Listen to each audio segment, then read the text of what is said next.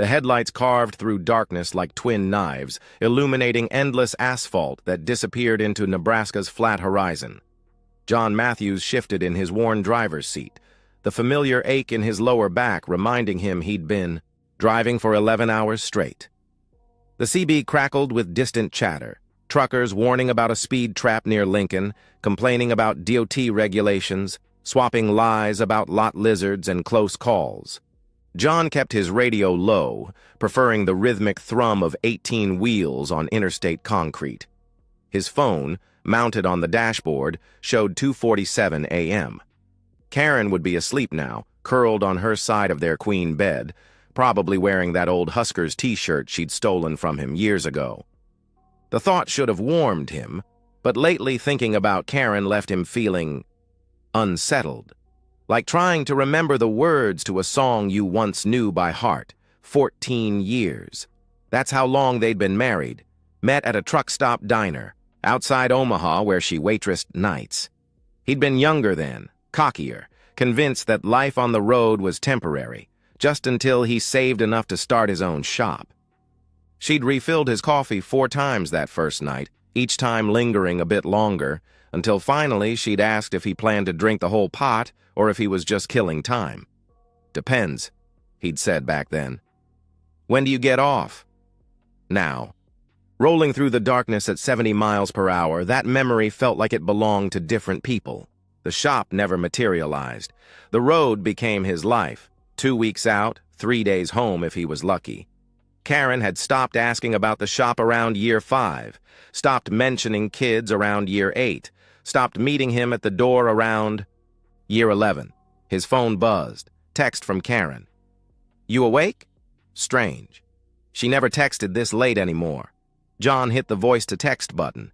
"Yeah, baby. Everything okay?" he responded. 3 dots appeared, disappeared, appeared again. Finally. "Just couldn't sleep. Miss you." "Miss you too. Home Sunday," he texted back. "I know. Counting the days," she replied. But she didn't sound like she was counting. Even through text, John could feel the distance, like she was going through the motions. The last few months, their conversations had become scripts they performed. "How's the road?" "Fine, how's home?" "Fine. Weather okay?" "Yeah, you?" "Same." The phone rang, startling him. Karen's photo flashed on the screen, taken 5 years ago at her sister's wedding, back when her smile reached her eyes. "Hey," he answered through the Bluetooth. "Hi," came her voice, thin and distracted. "I just wanted to hear your voice." "You okay?" "You sound—" "I'm fine," she interrupted. "Just one of those nights, you know? The house gets so quiet." John wanted to say that the truck got quiet too, that sometimes the solitude pressed against his eardrums like water pressure, but instead, he said, "Yeah, I know." A pause, then muffled like she'd covered the phone. "No, it's nothing. Go back to—" Her voice returned, too bright. "Sorry, someone's at the door." "At 3 in the morning?" he questioned. I think it's Mrs. Harper from next door," she explained quickly. "Her cat gets out sometimes. I should go check." "Karen, I'll call you back," she said, and the line went dead. John stared at the road, unease crawling up his spine like cold fingers. Mrs. Harper was 83 years old and hadn't owned a cat since 2018 when Mr. Whiskers died of kidney failure. John knew because he'd helped bury the damn thing in her backyard. 20 minutes passed. He called back, straight to voicemail. Called again. Same result. A text finally came through. "Sorry, fell asleep early. Talk tomorrow." Fell asleep early. She'd just called him. And since when did Karen not say, "I love you," at the end of her messages? John's dispatcher, Big Mike, called on the company line. "Matthews, you awake?" Unfortunately. "What's up?" John replied. "Got good news and weird news," Mike explained. "The Cincinnati load got canceled. Warehouse had some kind of flooding issue. Weird news is they're still paying the contract." "So I'm heading home?" John asked. "Unless you want to wait around for another load," Mike answered. "But nothing's coming up until Monday. Home, 2 days early." John pictured walking through the door, seeing Karen's face when she realized he was back. Would she be happy, surprised, or something else? "I'll head home," John decided. "Roger that.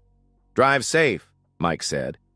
John took the next exit and began the long arc back toward Omaha. He'd surprise Karen, make it special.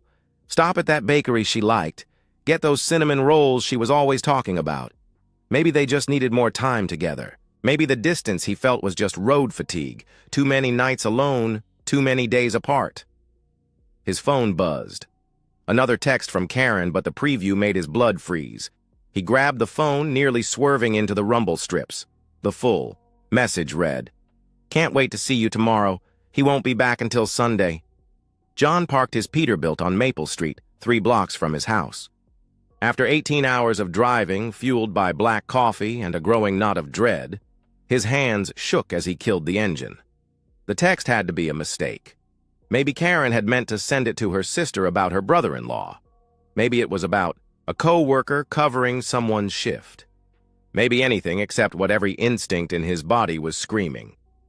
The Friday morning air bit sharp and clean, a contrast to the recycled air of the truck cab. John walked slowly, his steel-toed boots heavy, on the sidewalk. The neighborhood slept around him, porch lights off, newspapers still in driveways, not even the Daniels' psychotic terrier awake to bark at him. As he turned onto his street, John stopped. A silver Infiniti sedan sat parked 4 houses down from his. Nebraska plates, but not one he recognized. Could belong to anyone. New neighbor maybe, but something about it, too clean, too expensive for this neighborhood, made his jaw clench. John approached his house from the side yard, using the spare key hidden under the fake rock Karen always said was too obvious. The garage door opened.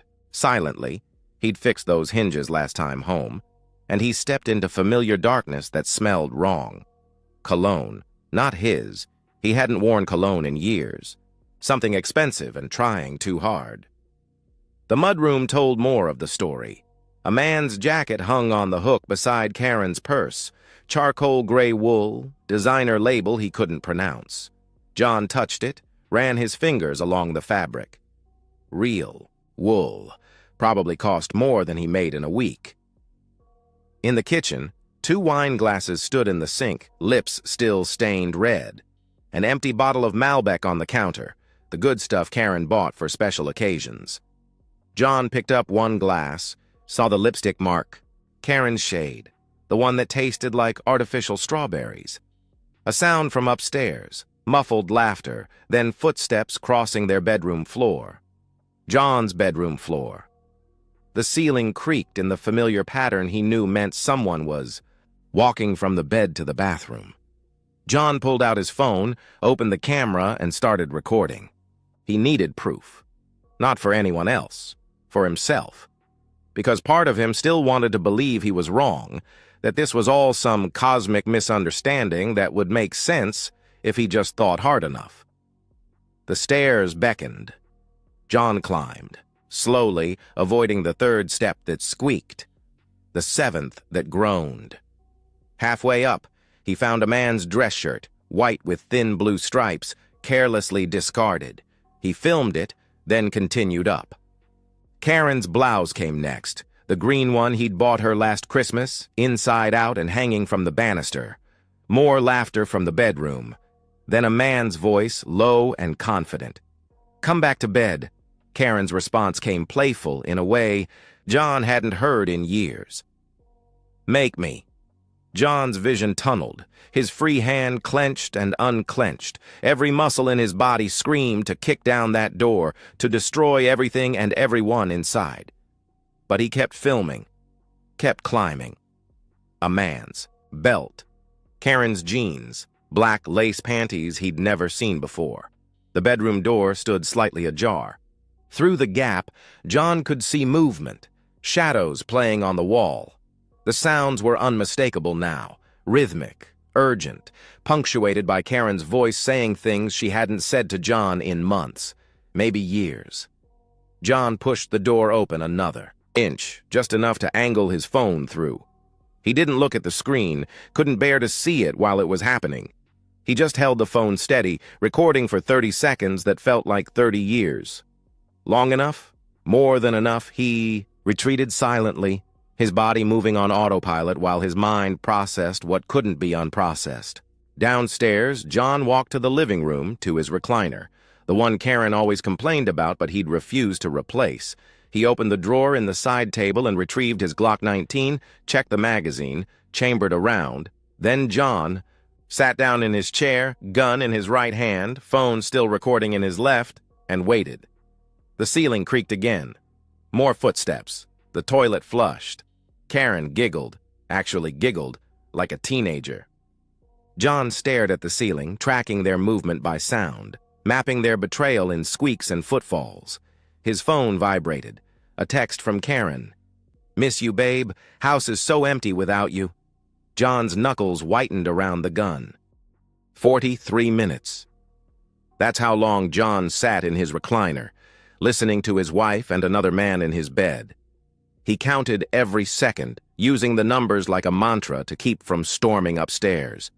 The gun grew warm in his hand, its weight, both comforting and terrifying. The phone kept recording, though he'd long since lowered it to his lap. During those 43 minutes, John's mind cycled through 14 years of marriage, searching for signs he'd missed. Late nights at her book club that he now doubted existed. The gym membership she'd gotten last year, coming home flushed and showered. Business trips for a receptionist job that shouldn't require travel. How stupid had he been? How blind? Finally, footsteps on the stairs. Karen's laugh floated down, carefree and genuine in a way he hadn't heard in forever. "I need coffee," she called out. "I want you back in bed," the man replied, his voice smooth, educated. "Coffee can wait." "You're insatiable," Karen teased, and John heard the smile in her voice. They appeared on the stairs, still adjusting clothes, Karen in John's old flannel shirt, his favorite shirt, and the man in boxers and the dress shirt from the stairs, unbuttoned. He was everything John wasn't. Tall, lean, professionally soft with a $30 haircut and manicured hands. The kind of man who'd never changed his own oil or loaded his own truck. Karen saw John first. The transformation of her face would have been comical if it hadn't been destroying everything, from satisfied glow to confusion to recognition to pure terror in under 2 seconds. The coffee mug she'd been carrying shattered on the hardwood floor. "John?" she whispered. Like saying his name quietly might make him disappear. The man, this piece of shit in John's house, wearing John's shirt, stopped mid-step, his hand tightening on the banister.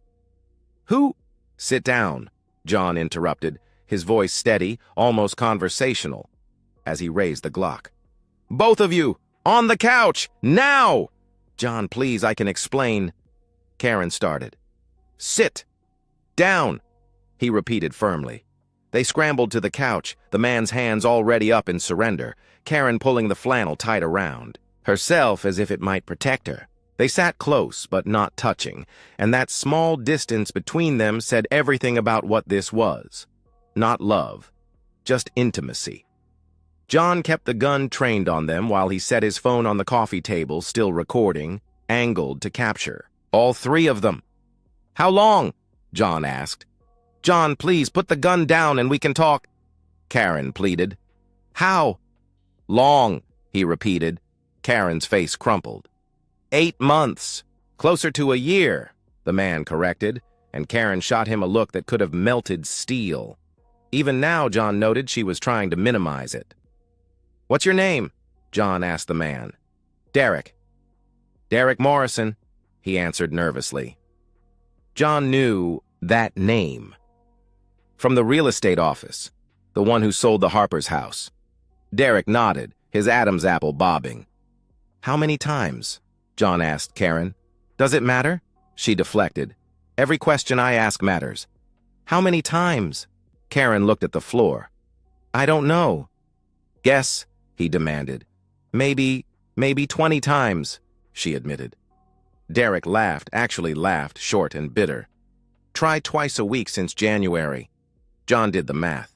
Over 80 times. In his bed, in his house, while he was on the road earning the money that paid for this house. Who else knows? He continued. Nobody, Karen said quickly. Too quickly. Who knows? He pressed. My sister, she admitted. And Derek's friend Brian. That's it. Your sister. John felt something break inside his chest. The one who had us over for barbecue last month? Smiled at me, served me potato salad, knew the whole time? Karen nodded, tears streaming now. Tell me why, John said. And don't you dare say it just happened. Karen looked up, and for a moment, John saw a flash of the woman he'd married. Then her jaw set in a way he recognized, defensive, ready to fight. You were never here, she said. 14 years, John, and you were gone for 12 of them. I was lonely. So you spread your legs for the first asshole in a suit who paid attention? He shot back. It wasn't like that, Derek interjected, and John swung the gun toward him. You don't get to talk about what it was like, John snarled. You're in my house. You were in my bed. You're wearing my shirt. So shut your mouth before I shut it for you. Derek paled, but stayed quiet. Continue, John said to Karen. He made me feel wanted, desired. Like I was more than just a trucker's wife waiting for her husband to come home and notice her, she explained. I noticed you, he replied. No, you noticed dinner on the table and clean laundry and someone to have intimacy when you'd been on the road too long, she accused. When's the last time we went on a date, John? When's the last time you asked about my day and actually listened to the answer? So you f***ed another man? That's your solution? He countered. I fell in love, Karen declared, and the words hung in the air like poison gas. John looked at Derek. You love her? Derek's eyes darted between John and the gun. We have a connection. That's not what I asked, John pressed. It's complicated, Derek hedged. John laughed, harsh and short. No, it's not. It's simple.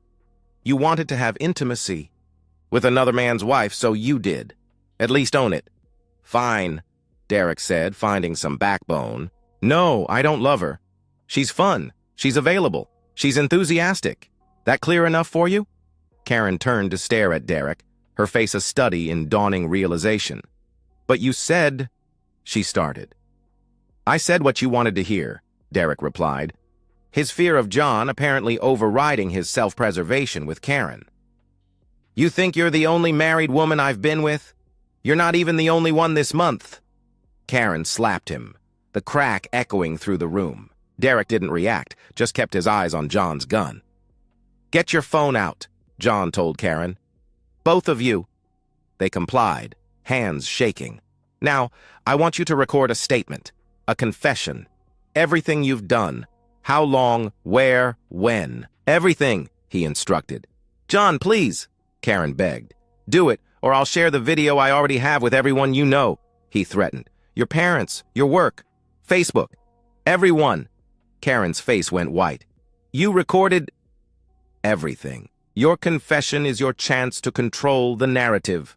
Now start talking, he commanded. For the next 10 minutes, John forced them to detail their affair on camera.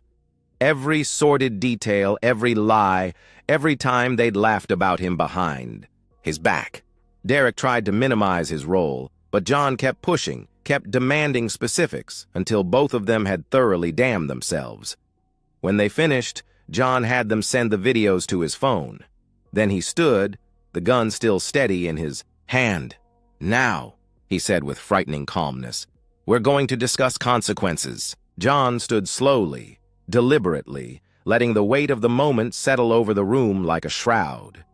Derek and Karen remained frozen on the couch, their confessions now digital evidence in John's phone.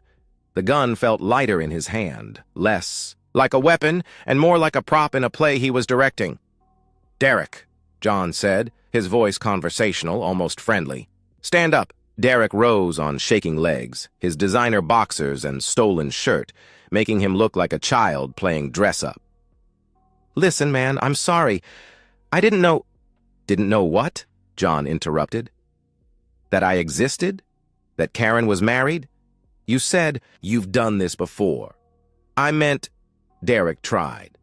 You meant you didn't care. There's a difference between not knowing and not caring, John explained, stepping closer. You know what I realized, sitting in that chair, listening to you two? You didn't just had intimacy with my wife, you invaded my life. You wore my clothes, drank my beer, slept in my bed. You probably laughed about it, didn't you?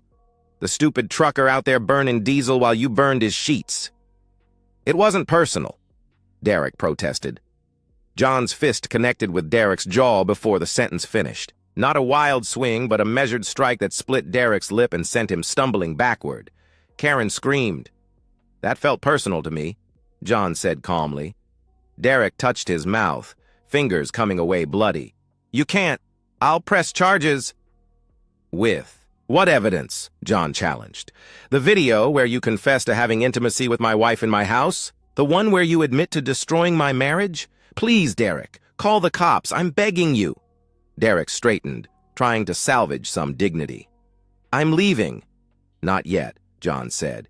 He grabbed Derek's shoulder, spun him around, and drove, his knee into the man's groin with 14 years of suppressed rage. Derek collapsed, a high-pitched wheeze escaping his throat as he curled into a fetal position on John's hardwood floor.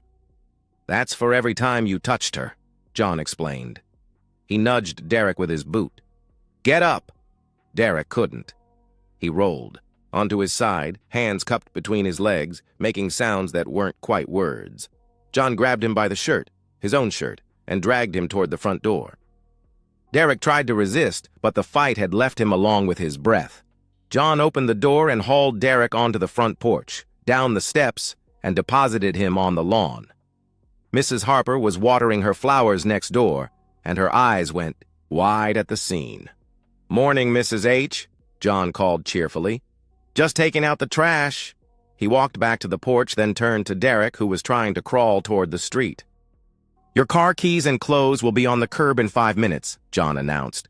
If you're not gone in 10, the video goes public. If you ever contact my wife again, the video goes public. If you drive through this neighborhood, if you show up at my house, if I see you at the grocery store, the video goes public. And Derek? I know people. Truckers are everywhere, and we talk. We're at every gas station, every rest stop, every small town from here to both coasts. You can't run far enough to escape us if that video gets out. Understood? Derek managed a nod, still gasping. John went back inside. Karen hadn't moved from the couch, her face a mask of shock and tears. He walked past her to the stairs, collected Derek's clothes, found his keys and wallet in the pants pocket. He threw everything onto the curb, then came back to find Karen standing, trying to compose herself. John, we need to talk about this. We can go to counseling, she suggested desperately. No, he replied flatly. You can't just throw away 14 years, she protested. I didn't. You did, 8 months ago, or a year, depending on whose version, I believe, he answered. John climbed the stairs to their bedroom, his bedroom now. The sheets were tangled, pillows on the floor, the whole room reeking of intimacy and betrayal. He grabbed Karen's suitcase from the closet and began packing. Methodical and efficient. A week's worth of clothes, basic toiletries, her jewelry box. Karen appeared in the doorway. You can't kick me out. This is my house, too.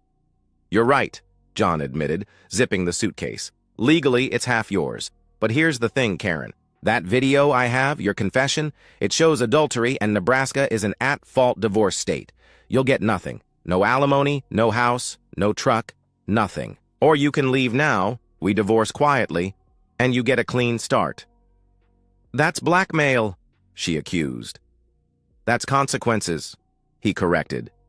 He carried the suitcase downstairs, Karen following, pleading, threatening, cycling through every emotion except genuine remorse. At the door, she turned for one last attempt. I loved you, John.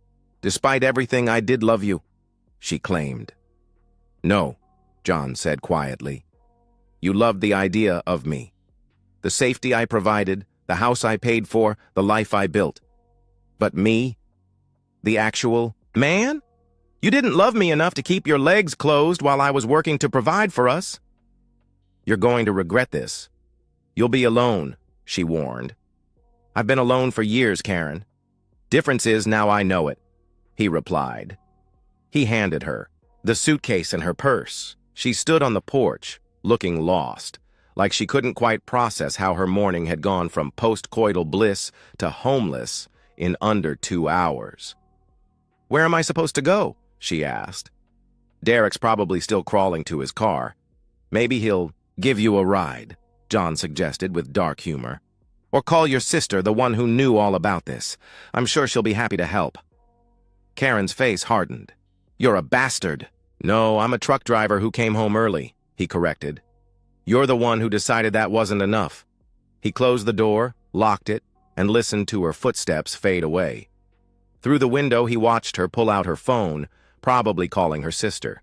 Derek's Infiniti was gone, a small puddle of blood on the sidewalk, the only evidence he'd been there. John walked back to his recliner and sat down heavy, the gun still on the side table, the morning sun streaming through windows that had witnessed everything. The house felt different, emptier but cleaner, like after a fever breaks. His phone rang. Karen's parents. He let it go to voicemail. Then for the first time in 14 years, John Matthews cried. Not for the marriage he'd lost, but for the man he'd been. The fool who'd driven through the night while his wife gave away what he'd worked so hard to come home to. He cried until his chest hurt, until his throat was raw, until there was nothing left but a strange, hollow peace. When he was done, John stood, walked to the kitchen, and made himself coffee in a clean mug. He had calls to make, a lawyer, his dispatcher, maybe a real estate agent.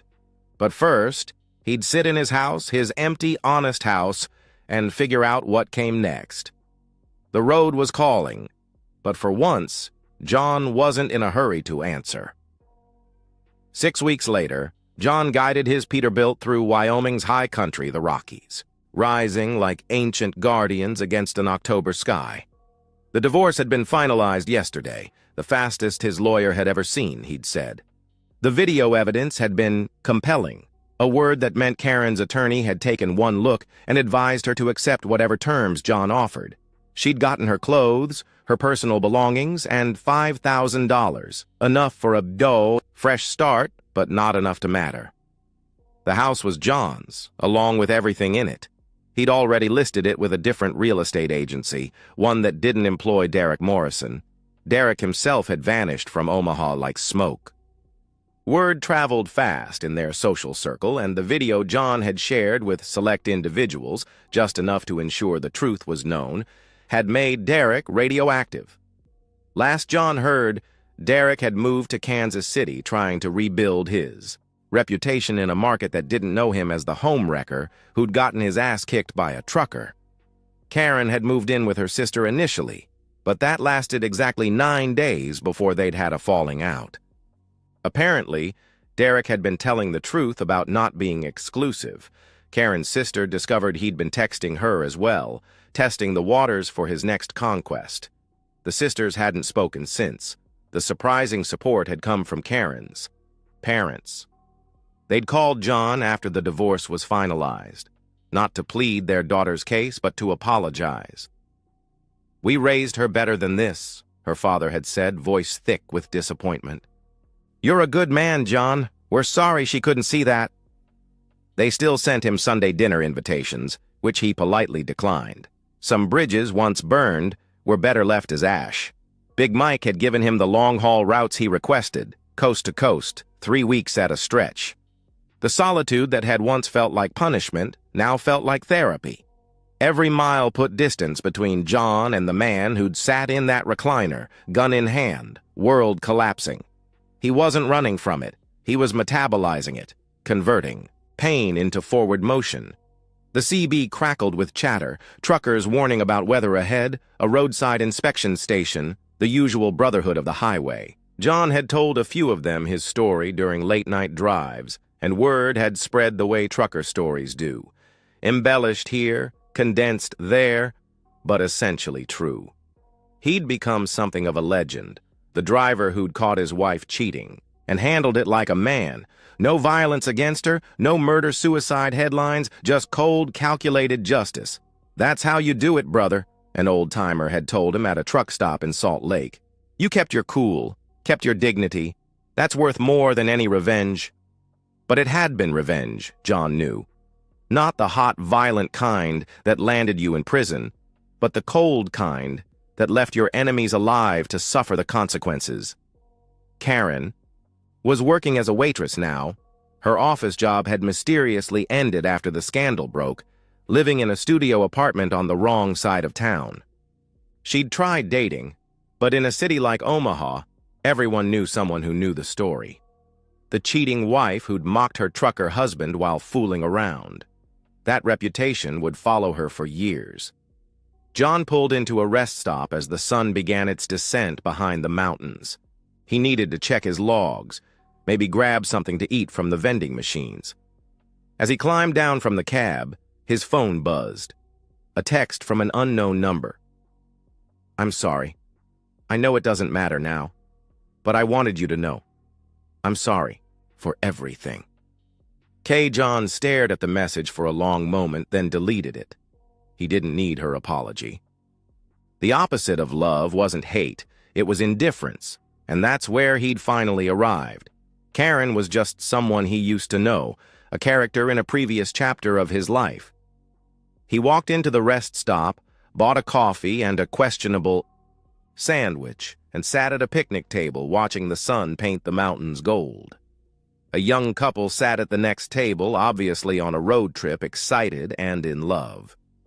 The woman laughed at something the man said, reaching across to touch his hand. Once, that would have made John bitter. Now he simply hoped they'd be smarter than he and Karen had been. His phone rang.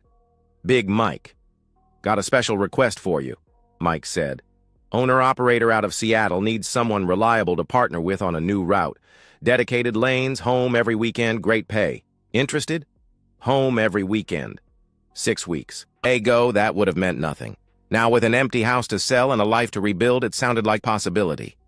"Yeah," John answered. "I'm interested." "Good. You deserve something better, John." "After everything," Mike replied. "After everything." John looked at his truck, his home for the last 6 weeks, his refuge and his therapy. The road had saved him, given him space to heal, to think, to become whoever he was going to be after everything. But maybe it was time to try something new, not for anyone else, but for himself. The sun disappeared behind the mountains, leaving the sky painted in purples and pinks. John finished his coffee, tossed the sandwich, even truck stop standards had limits, and headed back to his rig. He had miles to cover before he slept. But for the first time in years, he also had a future that felt like his own. As he pulled back onto the highway, John thought about revenge, justice, and the price of both. He'd won by any measure, kept his dignity, his assets, his reputation. But winning and healing weren't the same thing. Healing took time, took miles, took lonely nights wrestling with the why of it all. But he was getting there, 1 mile at a time, 1 load at a time, 1 day at a time. The road ahead was long, uncertain, and entirely his, and that, John decided as Wyoming faded into darkness behind him, was enough. And so, we've reached the end of today's story. Was it what you expected, or did it take a twist you didn't see coming? I'm curious to hear your thoughts. Share them in the comments below, and let's get a conversation going. If this story kept you hooked, make sure to hit that like button. And if you're new here or just haven't subscribed yet, now's the perfect time to join our community. I bring you fresh, captivating stories every day, so click that subscribe button and turn on notifications so you never miss out. Thanks for watching, and I'll see you in the next one.